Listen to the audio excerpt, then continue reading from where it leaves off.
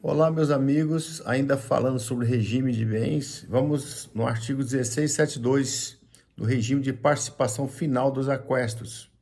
Cada cônjuge possui patrimônio próprio consoante disposto no artigo seguinte, e lhe dá e cabe à época da dissolução da sociedade conjugal o direito à metade dos bens adquiridos pelo casal a título oneroso na constância do casamento.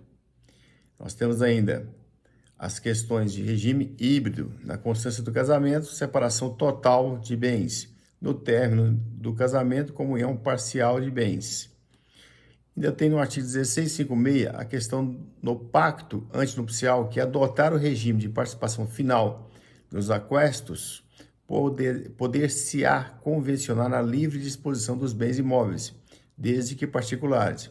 No artigo 1678, se um dos cônjuges solveu uma dívida do outro com bens de seu patrimônio, o valor do pagamento deve ser atualizado e imputado na data da dissolução à ameação do outro cônjuge. Então, esse é participação final nos aquestos. Ainda temos a separação total de bens convencional.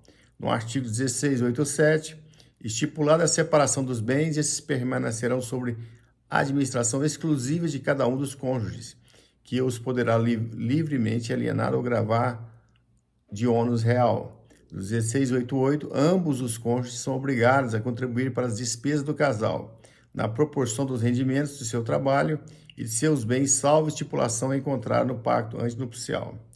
Então, quando nós falamos em regime de casamento, nós temos que ter a preocupação quando vai regularizar os imóveis. Falamos aqui da comunhão universal de bens. Vamos falar da comunhão parcial de bens. A comunhão parcial de bens, em regra geral, no artigo 1658, no regime de comunhão parcial, comunicando-se os bens que sobrevierem ao casal na constância do casamento, com exceções dos seguintes artigos. No 1660, entram na comunhão os bens adquiridos na constância do casamento por título oneroso, ainda que só em nome de um dos cônjuges. Os bens adquiridos por fato eventual, com ou sem o concurso de trabalho ou despesa anterior. Os bens adquiridos por doação, herança ou legado em favor de ambos os cônjuges. As benfeitorias em bens particulares ou cada cônjuge. Os frutos dos bens ou dos participantes de cada cônjuge, percebido da constância do casamento ou pendentes ao tempo de cessar a comunhão.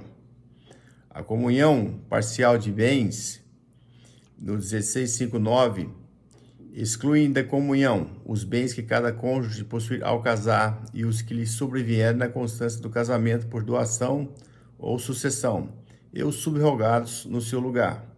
Os bens adquiridos em valores exclusivamente pertencentes a um dos cônjuges, em subrogação dos bens particulares. As obrigações anteriores ao casamento. As obrigações provenientes de atos ilícitos, salvo reversão e proveito do casal.